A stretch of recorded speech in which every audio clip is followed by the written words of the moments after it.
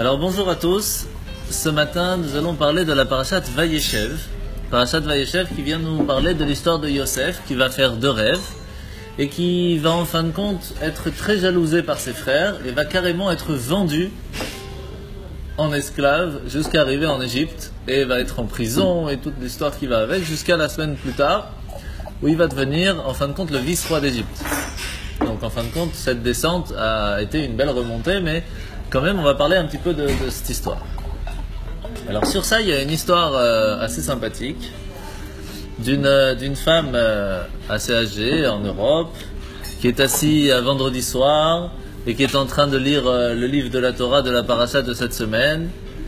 Et elle vient d'allumer les bougies de Shabbat, donc elle prend 5 minutes pour lire un peu la paracha. Et qu'est-ce qu'elle voit? Elle voit que la famille de Yaakov, les frères de Yosef, ils le prennent et ils le jettent dans un puits qui est en plus vide d'eau et rempli de scorpions et de serpents. Et là, elle commence à pleurer, à pleurer, à pleurer. Elle est vraiment très émue de cette histoire. Comment les frères, ils ont pu faire quelque chose comme ça? L'année d'après, un an plus tard, tout pile, même histoire. Elle est assise après avoir allumé les bougies de Shabbat. Et elle commence à lire la paracha. Elle arrive au moment de Yosef. Et il voit que Yosef, il va en direction de ses frères. Et ses frères l'attrapent et le jettent encore une fois dans le puits.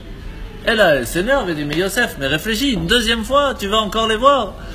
Tu n'as pas compris la première fois qu'ils voulaient te jeter dans le puits, ils veulent te tuer, tu n'as pas compris pourquoi tu vas une deuxième fois. Alors bien sûr, ici c'est un petit peu entre guillemets marrant, mais la question qui se pose là-dedans c'est comment ça se fait que Yosef, en sachant que ses frères le jalousent, va en direction tout seul sans son père, en sachant qu'il y a un risque. Et on sait très bien que dans la Torah il y a une chose très classique, c'est on ne va pas dans un endroit risqué. Si on sait que tel endroit à minuit c'est dangereux, faut pas y aller. Faut pas commencer à jouer les fous et y aller, non, c'est dangereux, faut pas aller.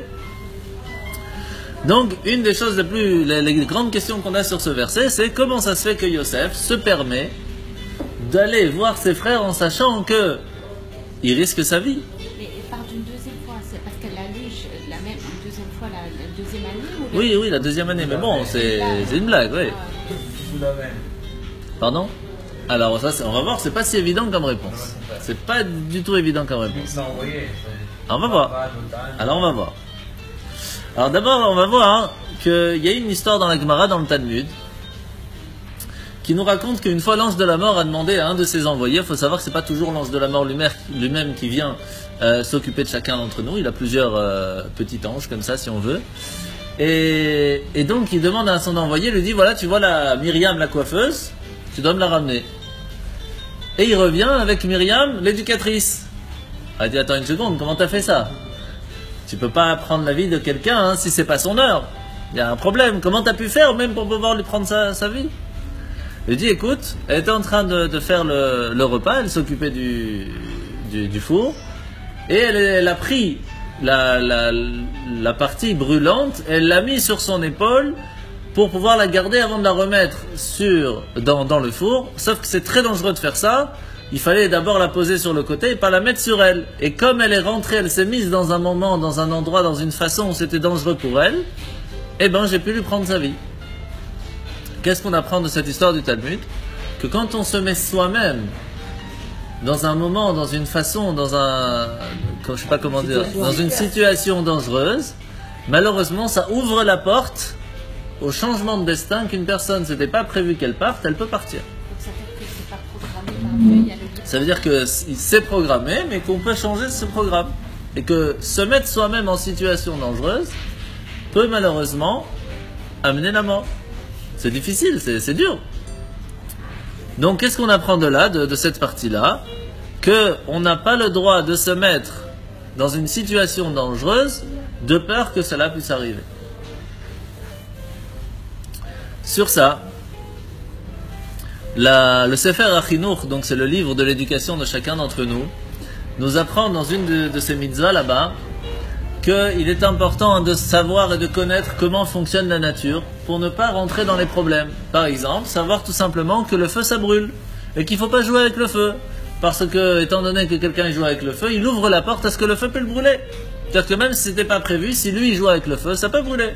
La même chose avec l'eau, quelqu'un qui ne sait pas nager ne va pas dans l'eau, apprend d'abord à nager, etc. Ça veut dire qu'il faut connaître simplement les lois de base de la nature pour ne pas rentrer dans des situations dangereuses.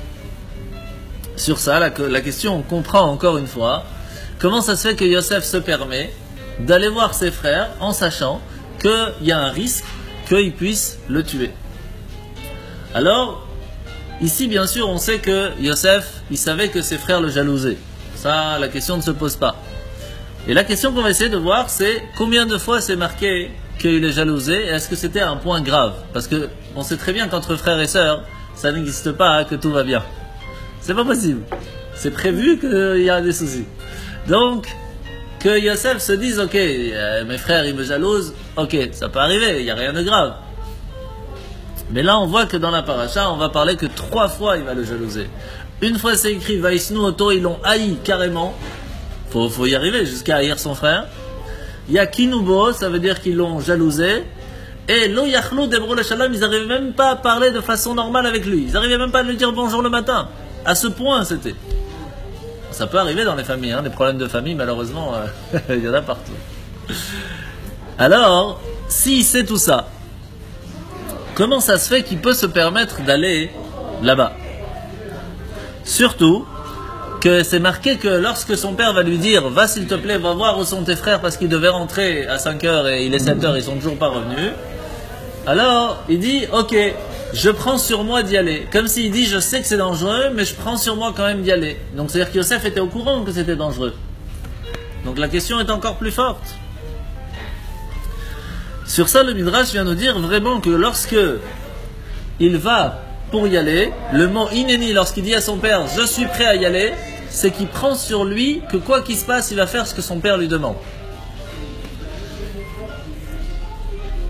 Alors il y a une partie de réponse, comme Gabriel a dit tout à l'heure, que premièrement, il se dit, ok, mes frères ils me jalousent, ils m'aiment pas, ils me haïssent, tout ce que vous voulez, mais être prêt à me tuer, ça reste difficile, ça reste son frère, ça reste... En plus c'est pas qu'il allait voir un frère, il allait voir 10 frères, donc il y en aurait sûrement un qui aurait dit, arrêtez vos bêtises quoi, c'est quand même notre frère.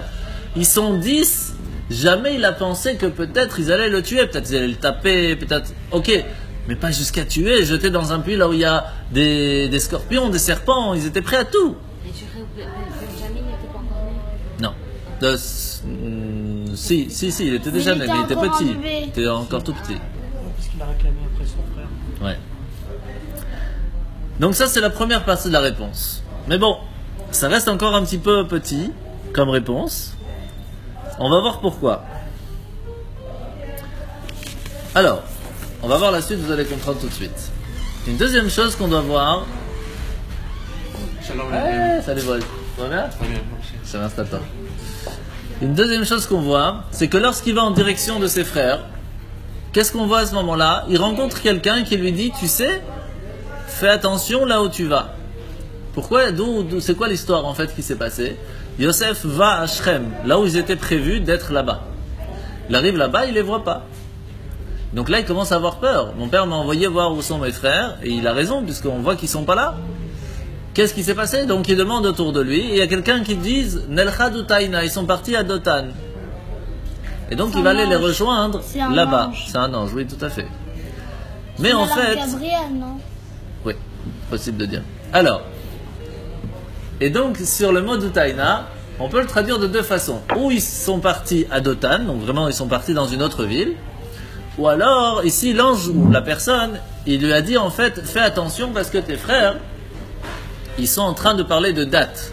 Date, c'est un petit peu comme on dit, ils sont en train d'essayer de trouver une solution, un chok, une certaine loi, ils essayent de réfléchir comment faire pour se venger de toi. Donc ne va pas là-bas, sache que c'est dangereux. En fait, l'ange vient lui dire, ne va pas, c'est dangereux, tu risques ta vie. Donc la question est encore plus forte. Là, il y a carrément quelqu'un qui vient qui lui dit « Ne va pas ». Et qu'est-ce qu'il fait? Il va quand même. C'est dur. Il n'a pas dit ne va pas. Non, il n'a pas dit « Ne va pas ». Par allusion, il lui dit « Fais attention, ils sont en train de réfléchir comment te tuer. Donc fais gaffe ». Mais là, il va C'était pas. un ange sous forme d'un humain. c'est ça? Forme d'un humain, oui. Pardon? Si une femme, on aurait compris pourquoi elle allait quand même. C'est ça, les femmes, c'est plus intelligent. Ça, c'est une autre question. Ça dépend de la femme déjà. Alors, on va voir ici que la réponse que Gabriel a ramenée et qui est en fin de compte la base du début de la réponse, c'est qu'il y a Yosef est prêt à tout pour faire ce que son père lui demande. C'est-à-dire que son père vient lui dire, tes frères, je les trouve pas, je sais pas où ils sont, je m'inquiète. Est-ce que tu peux aller voir où ils sont et me dire la réponse? Et Yosef il dit, ok, c'est dangereux pour moi, ça peut être très dangereux parce que je connais mes frères, ceux qui peuvent me tuer et tout, mais quand même, mon père m'a demandé, je vais quand même me renseigner où ils sont, est-ce que tout va bien? Jusqu'à là, on peut se dire, ok, il peut aller voir de loin, savoir où ils sont, ramener la réponse, il n'est pas obligé d'aller jusqu'à les voir et tout. Non, il veut essayer de faire ce que son père lui a demandé à tout point. Et donc la question qui reste, c'est, est-ce que on a le droit de se mettre en danger lorsqu'on veut écouter ce que ses parents nous ont demandé? Oui. Très difficile, c'est pas si évident. Alors la première chose, c'est qu'on va voir ce que la halakha dit. La loi, qu'est-ce qu'elle nous dit? La loi, elle nous dit qu'il n'y a que 3 choses qu'on a le droit de se mettre en danger, on a le droit de se laisser tuer. C'est que 3 choses. Si quelqu'un nous dit prosterne-toi devant une idole, alors on a le droit de se laisser tuer. Si quelqu'un nous dit tue quelqu'un d'autre sinon je te tue, il faut se laisser tuer. Ou si on nous dit d'avoir des relations interdites, alors on doit se laisser tuer. C'est les 3 choses seulement, il n'y a pas d'autres. Ce qui veut dire que si les parents nous demandent de faire quelque chose qui va à l'encontre de la vie, on peut dire non. De la même façon que si nos parents nous demandent de faire quelque chose qui est à l'encontre de la Torah, on a le droit d'en discuter. Donc, on voit que normalement, d'après la loi, Yosef n'avait pas le droit de se mettre en danger pour écouter son père. Et là, on a un problème. Il voulait vraiment écouter son père. Ouais, mais quand même, il faut faire attention à ce qu'on fait. Alors d'abord, il faut vraiment essayer de comprendre qu'est-ce que Yaakov va demander à Yosef. Yaakov va demander à Yosef, sache que tu vas aller chercher, voir où est-ce qu'ils sont et tu me ramènes la réponse. Donc si Yosef, il va pour faire ce que son père le demande, il faut qu'il rentre et qu'il lui dise. Mais il n'a pas pu rentrer en fin de compte. Donc il n'y a même que la moitié de qu'il a pu faire. Et donc s'il savait qu'il allait se mettre en danger, il n'aurait jamais pu faire de toute façon tout ce qu'il était prévu. Donc ça va pas, il y a un problème. Tout ce qu'il a pu faire, c'est qu'à la place d'enlever le souci des frères, il a rajouté le souci de lui. Que pendant plus de 22 ans, il n'a pas pu voir son père et son père pensait qu'il était mort. C'est très difficile. Donc à la place d'enlever un souci, il en a rajouté un autre. Donc c'est un problème. Alors on va voir... On va voir les simanés d'Erer. Le Khatan Sofer nous apprend que il y a une grande question qui se pose et qui est expliquée dans la Gemara. Lorsqu'on va en chemin, est-ce qu'on peut se baser sur quelques petits signes pour savoir si tout va bien se passer ou pas?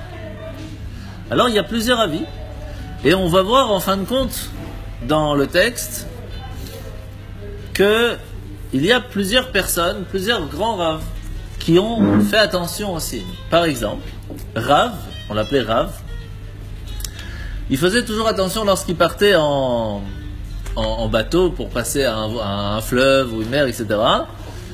Il essayait toujours de voir est-ce que le bateau est prêt quand il arrive, ou est-ce qu'il doit attendre, etc. C'était des signes pour lui, pour savoir est-ce que ça va bien se passer le voyage.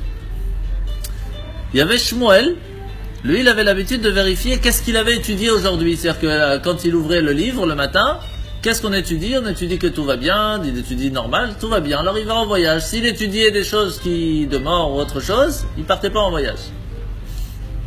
Il prévoyait jamais son voyage à l'avance. C'est qui faisait ça? Shmuel. Et le Rav, c'était qui? Quel Rav? Rav, on s'appelle Rav. Rav et Shmuel, c'était deux amis. On les appelait Rav. Et il y avait Rabbi Yochanan, qui faisait quelque chose de très, très connu. Rabbi Yochanan, il demandait toujours à un enfant. Vous savez qu'il y a, même dans l'histoire de Purim, Mordechai, il est parti demander aux enfants, qu'est-ce que vous avez étudié aujourd'hui? Lorsqu'ils ont dit qu'il y aura des fois où on aura des problèmes et que Hachem va toujours nous sauver, il a dit, ah c'est bon, tranquille. C'est bon, on sait que Hachem va nous sauver et qu'Aman il va tomber. La même chose, Rabbi Yochanan, avant de partir en voyage, il demandait à un enfant, qu'est-ce que tu as appris aujourd'hui? S'il lui disait, j'ai appris ci et ça va, s'il dit, j'ai appris ça, là, il n'allait pas. Donc on voit qu'on fait attention aux signes que Hachem peut nous envoyer avant de partir en voyage. Ça veut dire que Yosef devait faire attention aussi aux signes. Est-ce qu'il a reçu des signes? On va voir. Yosef, il arrive à Shren et on lui dit, tes frères sont pas là. C'est pas un premier signe ça déjà? Te dire, tu dois pas venir. Ils ont déménagé, rien que pour te dire, ne les cherche pas. Ils sont pas là pour toi. Après, il y a la deuxième partie par rapport à l'étude. Qu'est-ce qu'il venait d'étudier avec son père? Que s'il y a une personne qui est morte en chemin et qu'on ne sait pas où est-ce qu'il faut l'enterrer, alors on doit demander aux deux villes, savoir qui est le plus proche, etc., etc. Tu viens d'apprendre des choses de mort juste avant de partir en voyage et tu vas quand même. Alors que tu sais que peut-être juste en chemin, tes frères peuvent te tuer. Le signe n'est pas plus clair. Et le troisième encore pire, c'est qu'il y a un ange qui vient qui lui dit, fais attention, ils veulent te tuer. Et tu vas quand même. C'est-à-dire que là, il y a les trois signes. Et quand même, il va. Ça fait beaucoup quand même.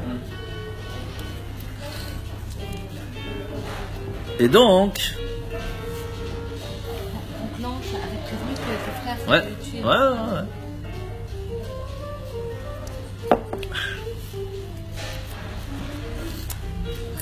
Et donc, en fait, on peut ramener aussi l'histoire de Mordechai et d'Esther, de Purim. Pourquoi?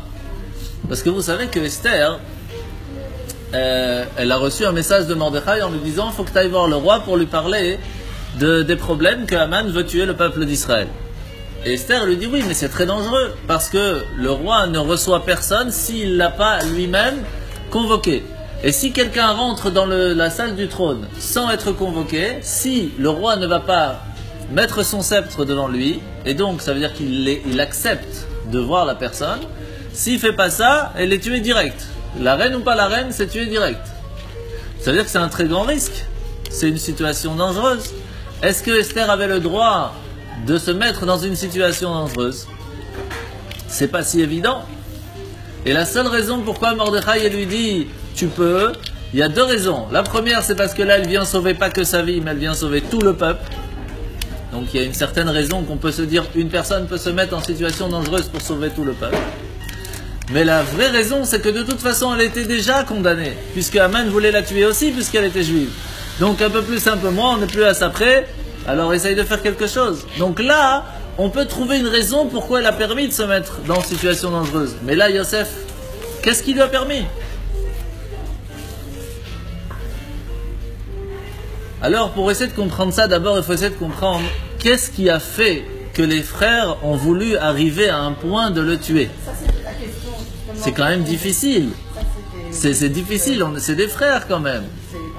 On manque peut-être d'équilibre de l'éducation, de l'amour de la part du père. Donc c'est-à-dire qu'il y avait une jalousie, une différenciation entre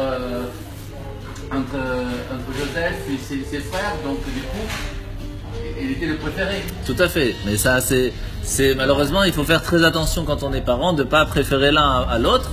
Et on l'apprend de cette histoire, parce que malheureusement, ça peut être très problématique après. Au point même qu'on est prêt à tuer, donc c'est quand même assez grave. C'est pas la seule raison. Ah oui, non, c'est pas la seule raison. Mais disons que Yosef, il y a mis son grain de sel. C'est ça qui va être problématique. Dans la fratrie. C'est l'avant-dernier, ouais. Mais c'est, par contre, le fils de la femme que Yaakov aimait. Et donc, Yaakov va se marier avec 4 femmes. Et une, c'était sa femme, si on veut, c'était vraiment elle, Rachel, et qui va attendre une dizaine d'années avant de réussir à avoir des enfants. Et donc lorsque Yosef arrive, c'est toute sa vie, quoi. Bonjour, tout va bien? Hachem. Bonjour madame, madame. J'ai connu quelqu'un qui est resté longtemps, il est venu statue par après. Alors, quelles sont les raisons pourquoi est-ce que les frères vont être prêts à le tuer? Alors, la première chose, c'est ce que Boaz vient de nous dire, c'est parce que Yaakov va préférer Yosef par rapport aux autres frères. Il va montrer qu'il aime plus Yosef dans plusieurs choses. Alors, comment est-ce qu'il va faire? La première chose, c'est qu'il va lui faire une tunique de couleur bleue, bleu azur, à la différence des autres qui avaient des habits très simples. Il faut savoir qu'aujourd'hui on met beaucoup de couleurs, mais avant c'était pas évident les couleurs. Ça coûtait extrêmement cher, c'était que les princes, les rois qui mettaient des couleurs. Et là Yosef se balade avec un habit de roi, de prince. Et ça faisait quand même beaucoup. Chaque seconde qu'il voyait Yosef, c'était encore un message. C'était encore un message de voilà, Yosef est plus grand que vous. Et chaque seconde, chaque fois, une goutte plus une goutte plus une goutte, ça y fait. Et donc ça c'est la première chose que les frères n'ont pas aimé. Mais c'était pas seulement ça. Ici c'est écrit dans la paracha Vayavo Yosef et Dibatam Rael Aviem. Yosef allait rapporter tout ce que faisaient les frères à son père. Style c'est moi le grand, c'est moi qui rapporte tout. Et ça c'est une catastrophe, faut pas rapporter. Hein? Le message est clair. Alors qu'est-ce que ça veut dire qu'il rapportait? Il faisait du malshin. Malshin ça vient du mot lachanara. Il faisait du lachanara, de la médisance. Malshin, ouais. Malshin al-Mishou, exactement. Et donc, en fait, les frères voyaient Yosef en tant que danger. Chaque fois qu'ils voyaient Yosef, chaque fois qu'ils faisaient quelque chose, c'était un danger pour eux, parce qu'ils savaient qu'ils allaient tout rapporter. Et donc, au bout d'un moment, quand ça devient dangereux, au bout d'un moment, ça peut être dangereux. Alors, il faut essayer de comprendre qu'est-ce qui était tellement dangereux. Ok, ils ont fait une bêtise, bon, c'est pas la fin du monde. Mais quelles étaient les trois choses qu'il allait rapporter, qui étaient dangereux pour les frères? Alors, c'est assez intéressant de voir qu'il faisait ici des choses quand même assez... On va voir. La première chose, Yosef allait dire à son père, à leur père, qu'il mangeait d'un animal alors qu'il était encore vivant. Et ça c'est... Alors on va voir. Et ça c'est quelque chose de très grave. Même pour les enfants de Noach, c'est-à-dire même pour un non-juif, c'est interdit de manger d'un animal alors qu'il est encore vivant. Deuxième chose, c'est qu'ils étaient mezalzelin bebnei ashfachot. Ça veut dire qu'ils parlaient, ils se comportaient avec les enfants des deux autres femmes, donc ceux qui étaient entre guillemets les servantes, de façon pas très jolie. Et troisième chose, sans avoir spécialement de preuves, Yosef disait à son père, faire attention parce que mes frères, qu'est-ce qu'ils font? Ils ont des relations avec des femmes qu'il ne faut pas, des relations interdites. Je n'ai pas compris le point 2. Le point 2, c'est que vous savez qu'ils avaient 4 femmes, Yaakov. Il y a Rachel et Léa, c'était des vraies femmes, et les deux autres, Bila et Zilpa, c'était des servantes. Il s'est marié avec eux, mais pas vraiment marié, on va dire. Concubines, ça s'appelle. Alors, comme c'était pas les vraies femmes, entre guillemets, alors les enfants des concubines, il les mettait un peu de côté. C'est pas joli. Alors, il allait rapporter ça. La troisième chose, c'est qu'il disait à son père, tu sais, ils vont avec des femmes qu'il faut pas spécialement, ils font des choses qui sont pas très jolies. Alors, la première question qu'on se pose, c'est, une seconde, on parle ici des 12 tribus, hein.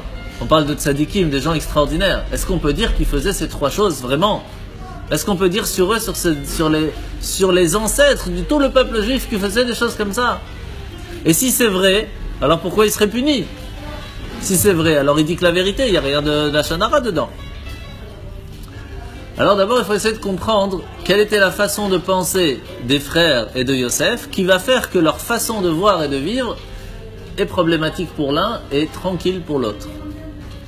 Alors c'est quoi l'histoire? En fait, les tribus, les 10 tribus, eux ils pensaient qu'ils se comportaient comme juifs après avoir reçu la Torah. Eux ils disaient on doit faire la Torah comme si on l'avait déjà reçue.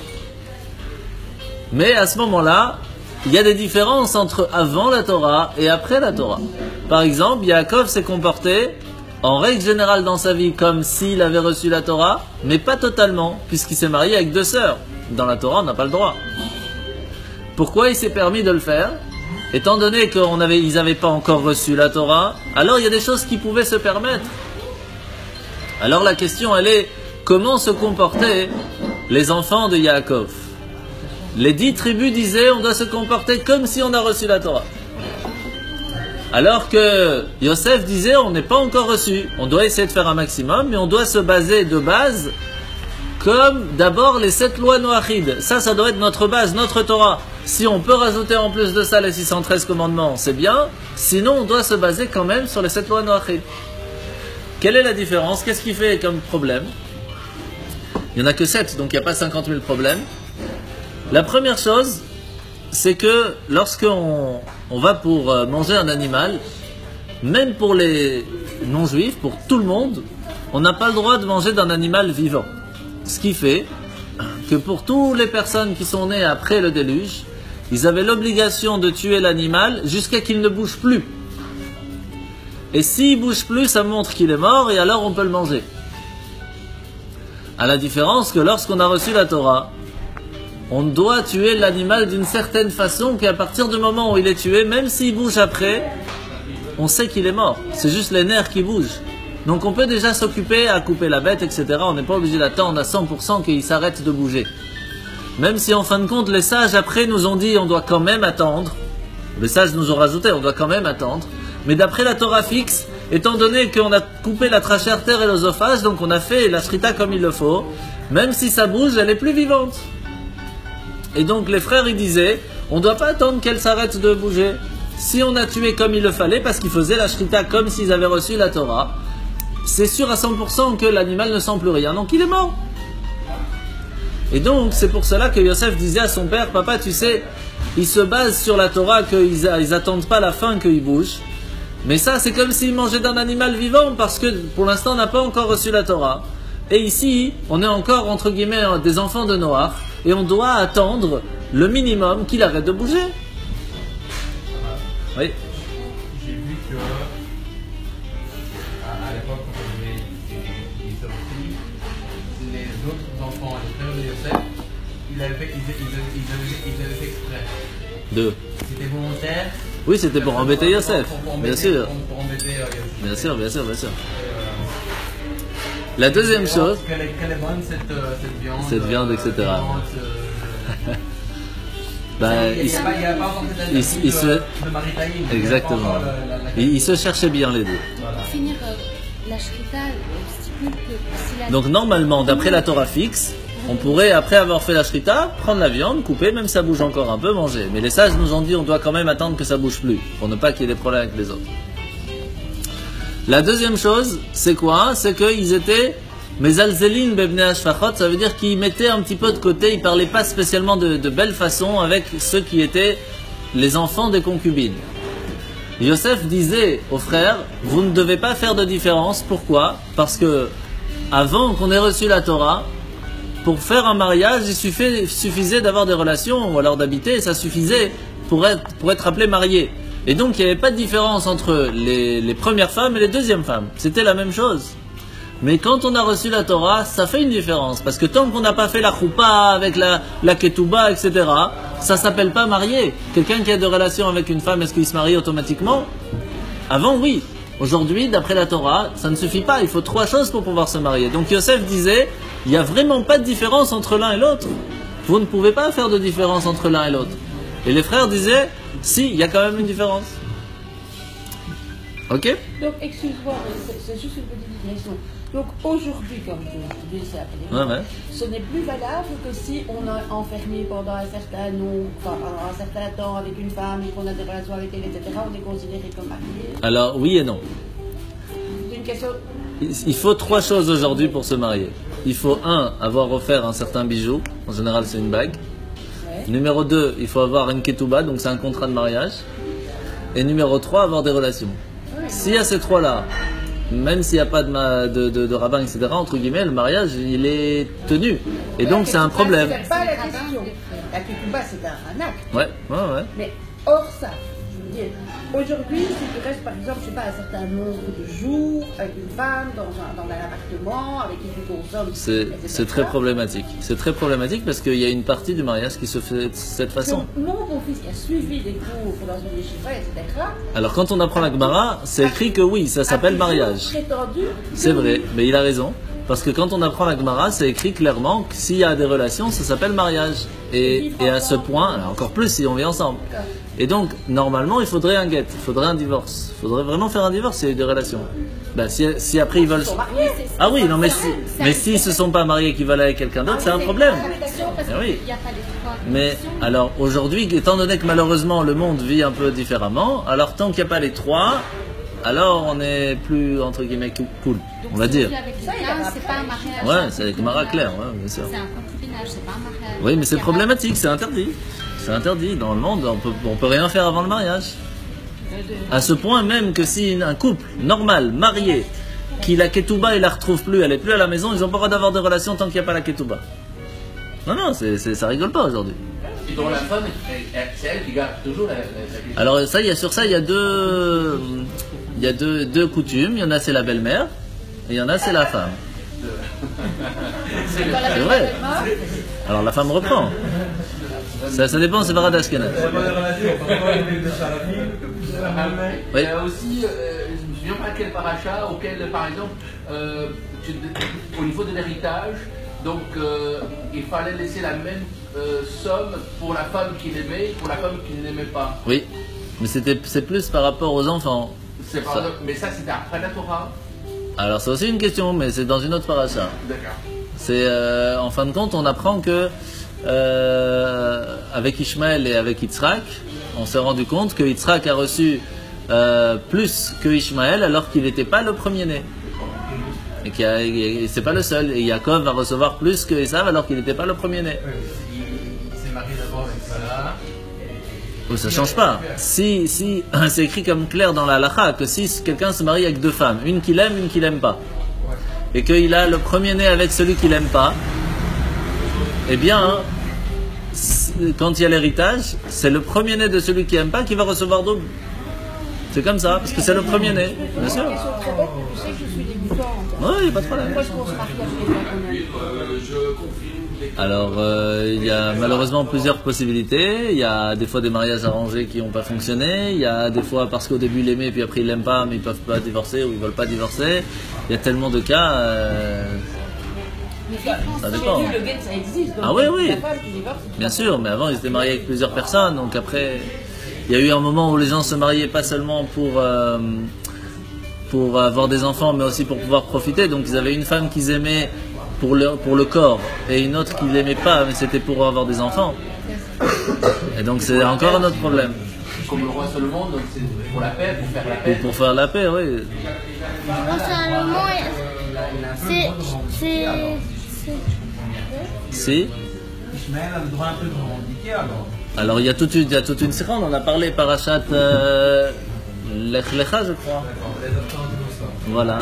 Mais donc pour la judaïté, le judaïsme, si il y a une cohabitation, c'est comme s'il y avait un mariage. Alors non, aujourd'hui non. Aujourd'hui il faut les trois. Aujourd'hui il faut les trois. Mais à l'époque? À l'époque, oui. Ah ouais. Et la troisième chose, c'était donc qu'il y avait un problème de harayot. C'est-à-dire qu'il y avait un problème de relation interdite entre hommes et femmes pour les frères. Pourquoi? Parce que Yosef disait aux frères, vous voulez faire comme si vous étiez des juifs d'après la Torah. Mais là il y a un problème. Parce que si vous me dites que vous êtes encore comme avant Noir, alors vous pouvez vous marier avec votre sœur jumelle. Mais là, vous dites que vous êtes après la Torah. Mais après, quand il y a la Torah, on ne peut pas se marier avec sa sœur jumelle. Et en plus, c'était les sœurs jumelles qui venaient du père.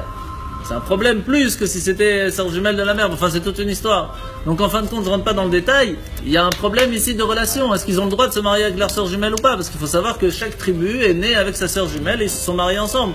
Un peu comme comment il s'appelle, Adam et Chava, ils ont eu Caïn et Abel. Ils sont mariés avec qui, Caïn et Abel? Avec leur sœur jumelle. C'est la même histoire.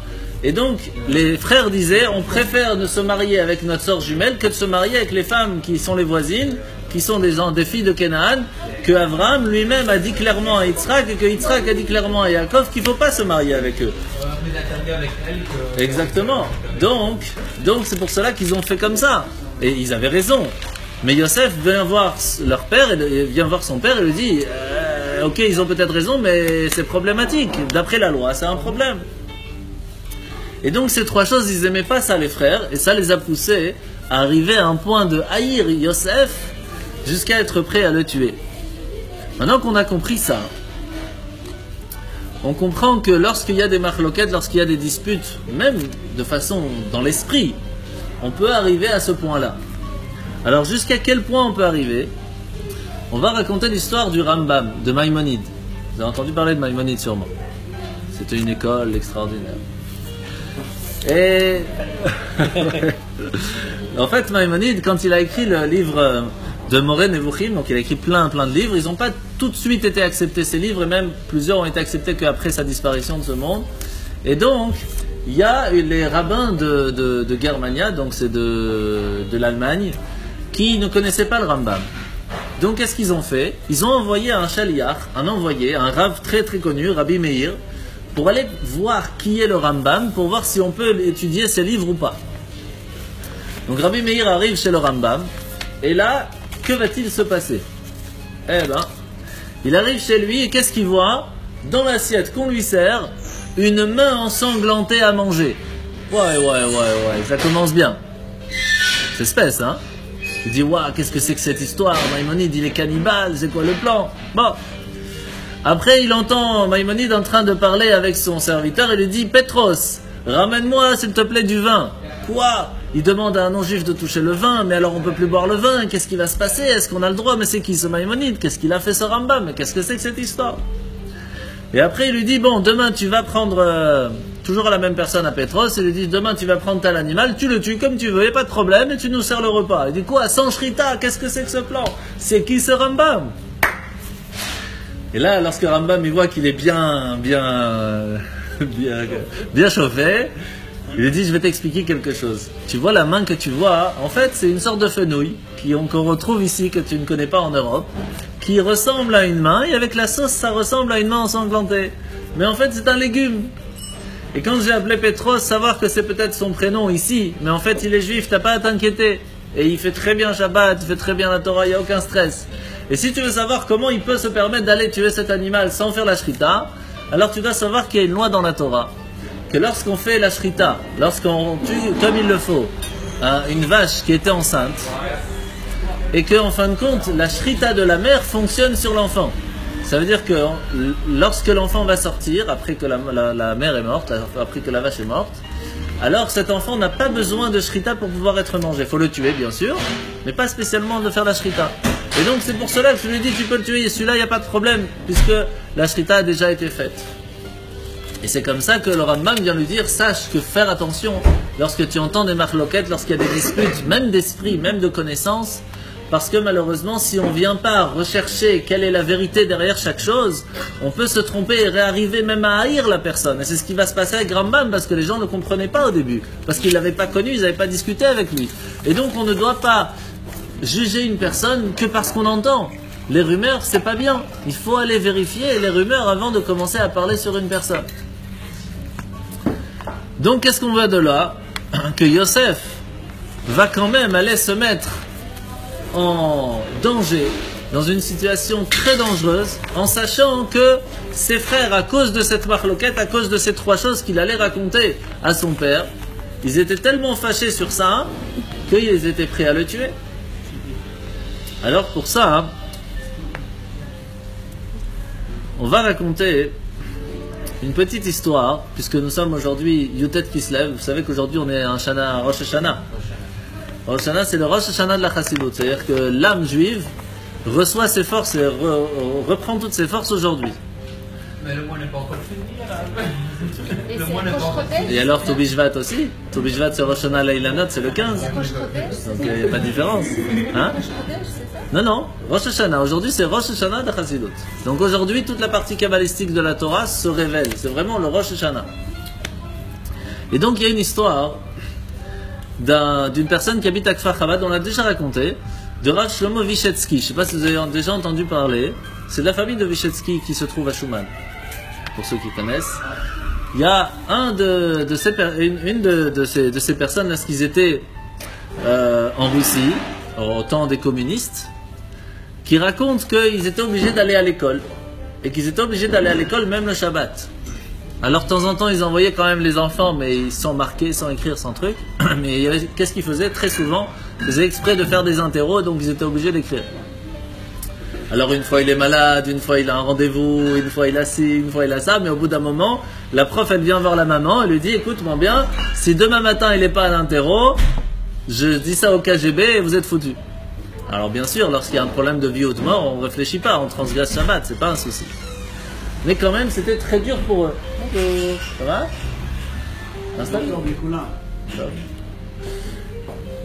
Et donc, la maman elle est quand même... C'est très dur d'habiller l'enfant le samedi matin en sachant qu'elle va les amener à l'école alors que le père et le grand-père sont déjà à la synagogue, etc. Et en plus, c'est des synagogues cachées parce que s'ils se font attraper, c'est encore pire. Et donc, elle est dure, elle ne sait pas comment faire, elle est vraiment pas bien.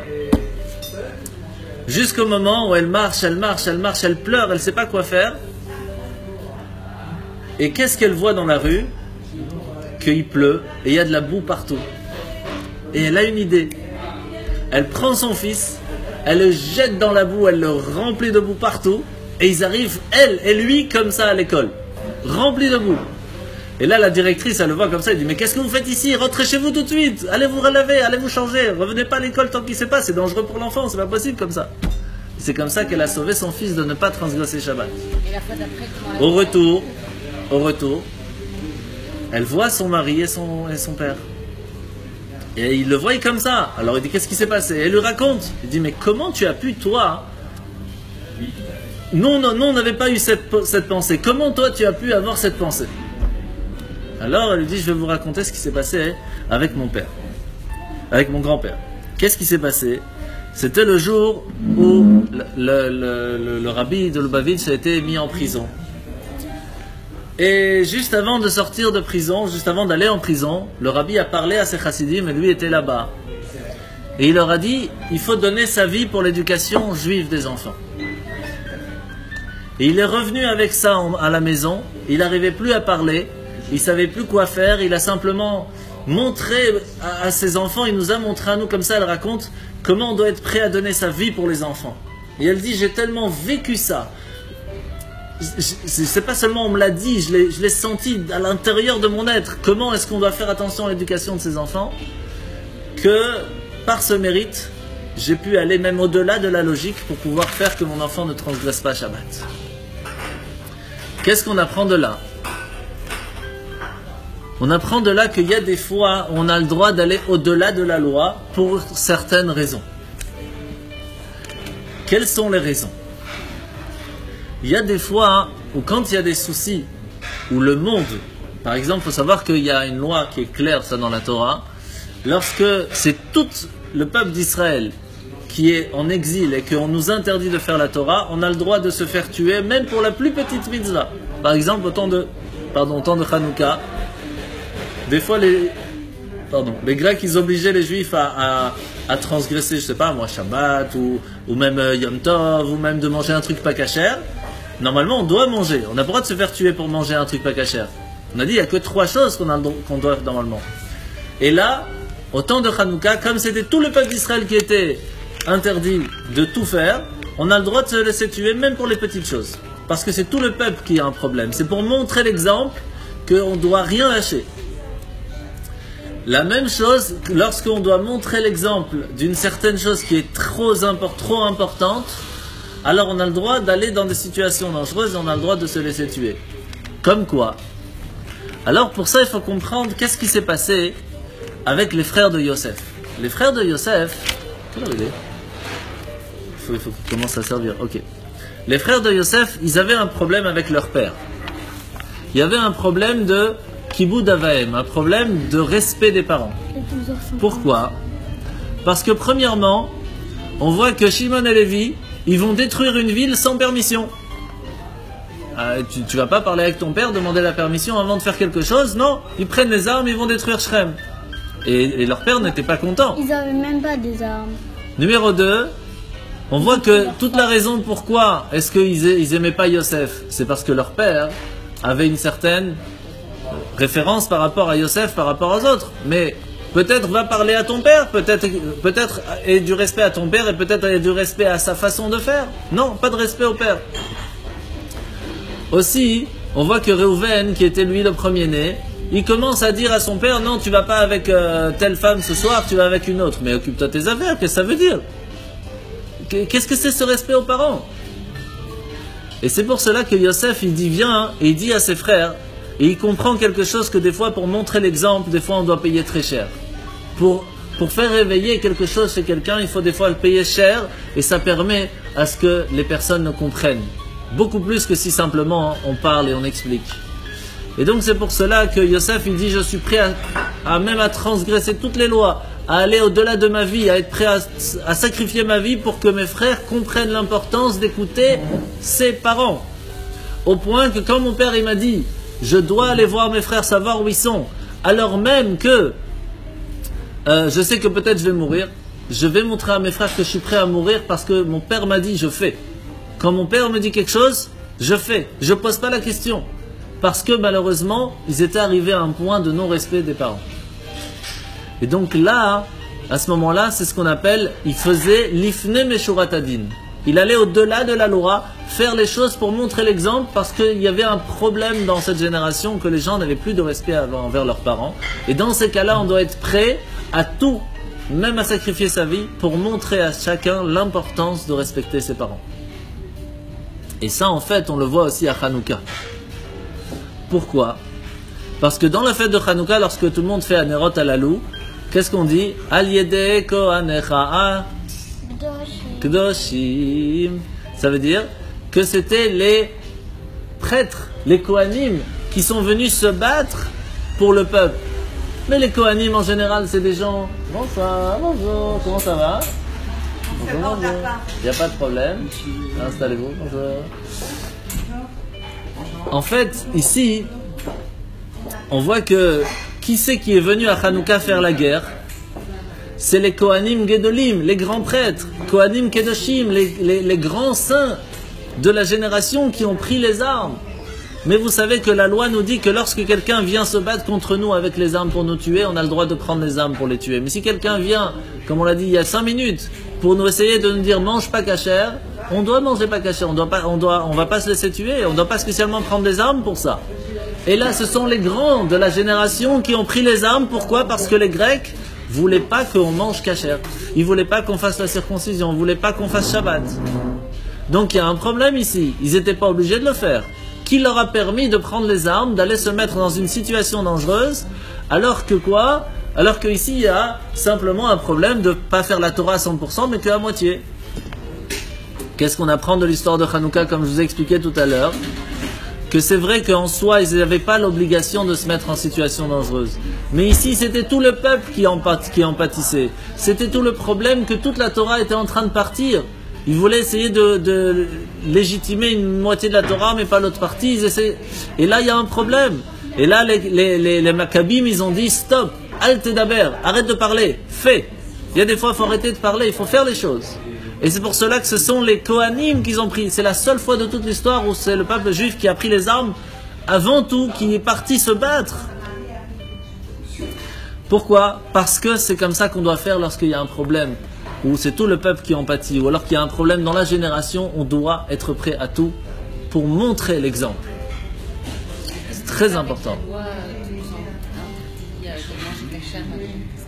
On doit tout faire, bien sûr, on doit tout faire pour montrer l'importance de manger kasher. La même chose pour l'éducation aujourd'hui, c'est quelque chose de très grave, il faut faire très attention.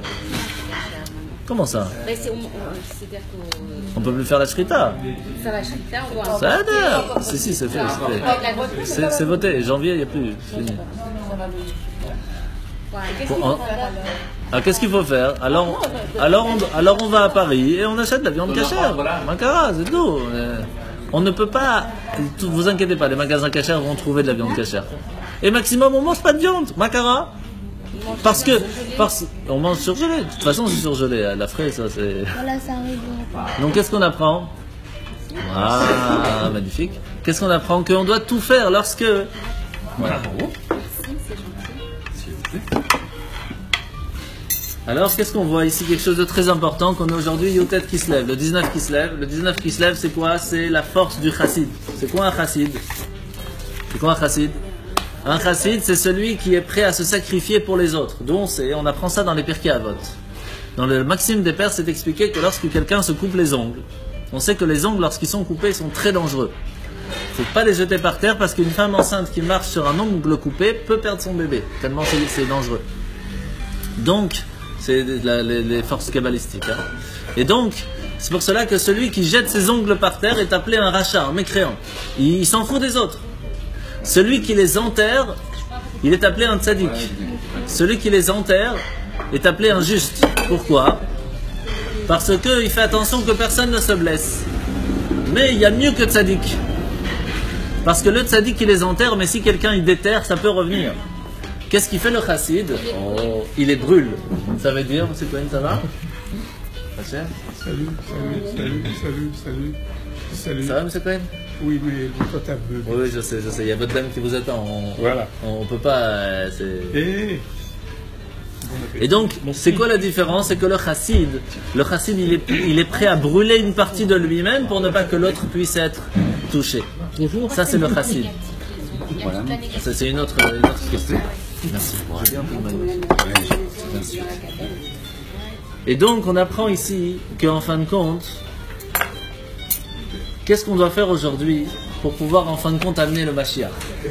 On n'attend que ça aujourd'hui. Parce qu'avec tout ce qui se passe dans le monde, on doit se battre pour tout aujourd'hui. Se battre pour manger cachère, se battre pour avoir de l'éducation, se battre pour tout. Et même... Mais ça là-bas. Et donc, en fin de compte, aujourd'hui, on apprend une chose très importante, c'est qu'il y a une seule chose qui nous permet véritablement de réussir à être assez fort pour pouvoir se battre contre ce monde et réussir à tenir en tant que juif. C'est quoi? C'est d'apprendre la chassidoute. Lorsqu'on apprend la chassidoute, ça nous donne et ça réveille notre âme à voir cette lumière qui nous permet d'aller au-delà, même de la logique, même de la loi, pour pouvoir aider le peuple à recevoir Mashiach. Et ça, c'est la seule chose à faire. Et c'est pour cela que je vous souhaite un Shana Tova Metuka, une bonne et douce année, qu'on puisse recevoir beaucoup de lumière dans notre âme, dans notre corps, que ce soit de façon gashmi, de façon matérielle, qu'on puisse avoir la santé, qu'on puisse avoir la réussite matérielle et tout, mais aussi, surtout aujourd'hui spirituelle, que notre âme reçoit les forces pour pouvoir réussir et que tout se passe dans la joie et la santé. On va faire la bracha tous ensemble. Baruch, Ata, Adonai, Eloheinu, Melech Haolam, Boré, Peri, Adama. Répétez.